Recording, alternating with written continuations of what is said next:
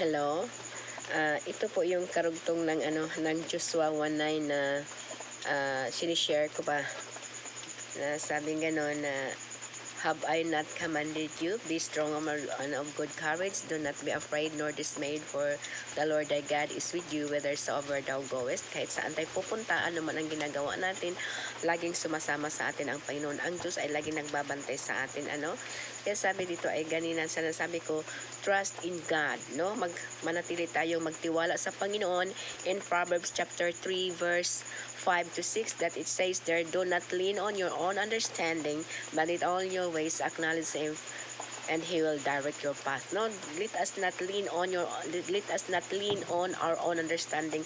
Huwag tayong magtiwala sa ating sariling kaalaman, dahil ang kaalaman natin is sometimes ay natiling palpak, Ang mga kaalaman natin ay minsan pag tayo ay nagtiwala sa ating kakayahan, nagtitiwala sa itong kaalaman, ang kaalaman natin ay sa mundong ito lang ito, at minsan ay tayo ay naging failure. So, kailangan talaga natin ipagkatiwala sa Panginoon ang lahat, dahil ang Panginoon ay hindi talaga magpapabaya, at bigyan niya tayo ng karunungan at kaalaman kung paano gawin, kung paano ito, ang Diyos ay nagbibigay ng kaparaanan at karunungan at kaalaman upang hindi tayo maging palpak. Kaya kailangan talaga nating i-submit ang ating sarili, ang mga desisyon natin, ibigay natin sa Panginoon, ipagkatiwala natin sa Panginoon, at dadalhin niya tayo doon sa katagumpayan.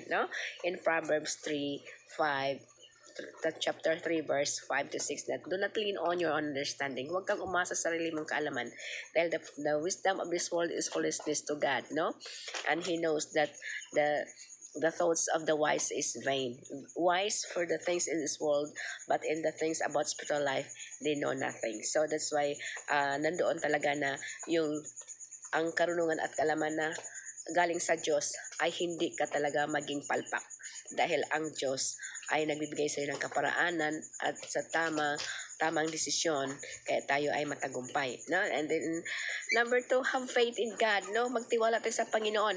Huwag tayong umasa sa ating sarili, huwag tayong umasa sa mga kung ano-ano diyan sa mundong ito, kundi umasa tayo sa Panginoon, na kahit minsan sa umaasa tayo sa pananalangin tayo, na pagpanalangin natin, umaasa tayo sa Panginoon na tayo ay sasagutin sa Panginoon, at nandoon na matagumpay tayo.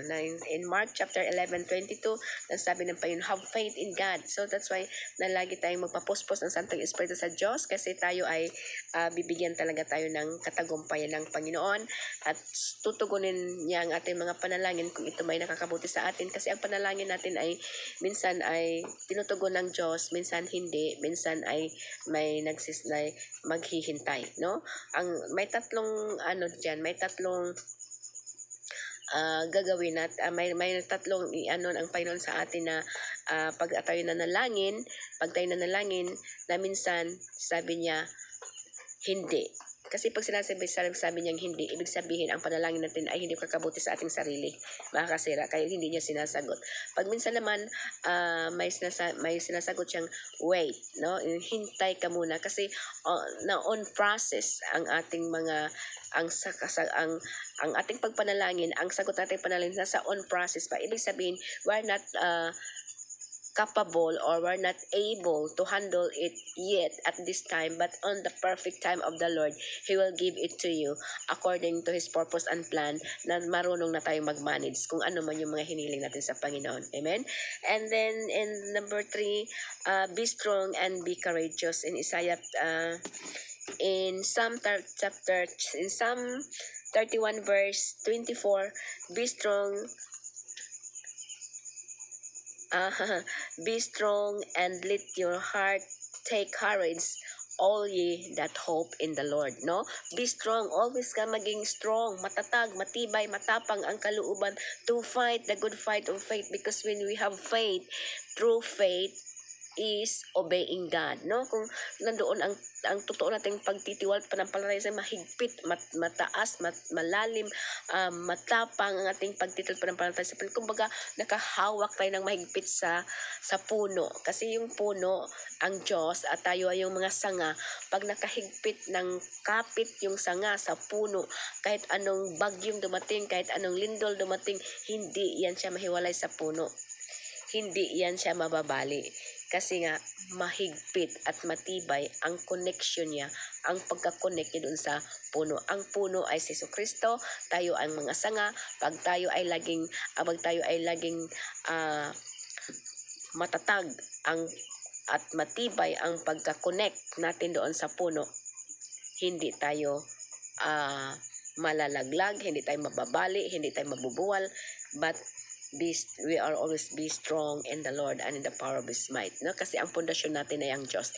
He is the rock of our salvation. He is the foundation of our lives. That's why we're always strong and courageous. What is this?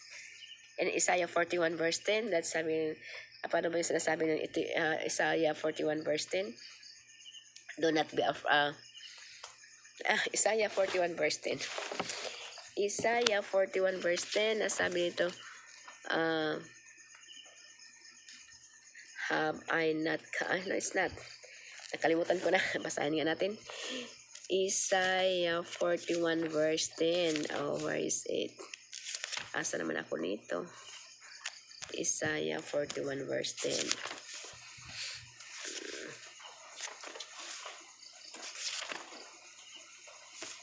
Isaiah 41 verse 10.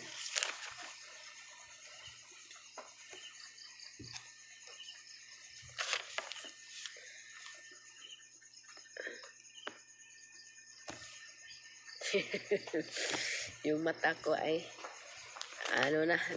naging enchikwa-chikwa na, hindi na ako makaklaro.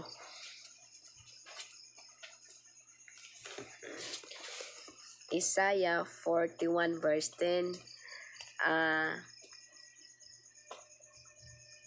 Ano ba to?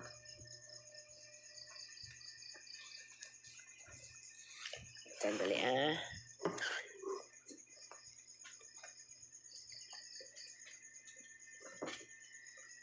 Isaiah 41 verse 10. Ang nandito naman is Isaiah 41 verse ano to?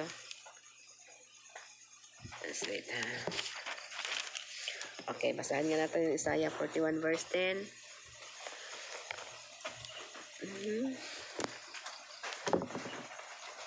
39 one day anyway. 41 verse 10. Sandali. Bakit naman ganito?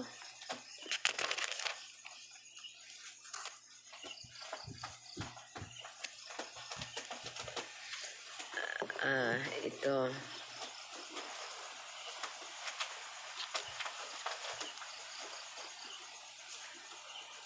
Ano ba to? 41.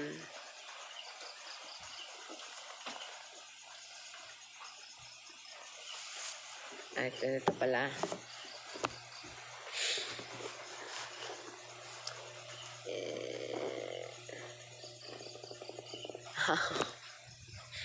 Ito pala, I'm sorry. Isaiah 41 verse 10, fear not, for I am with you. Nakalimutan ko talaga, may time talaga na minsan mawala sa isip natin, kahit anong isip natin, hindi natin maalala, pero pag later on, if we keep on asking the Lord will give it unto us, right? And Isaiah 41 verse 10, ang sabi dito, fear thou not, for I am with you. Be not dismayed, for I am your God. I will strengthen you, yea, I will uphold you. I will uphold you with the right hand of my righteousness. No? Sabi niya, I will uphold you. I will strengthen you. I will hold you. No? Hawakan tayo ng mahigpit ng Panginoon at iingatan niya tayo.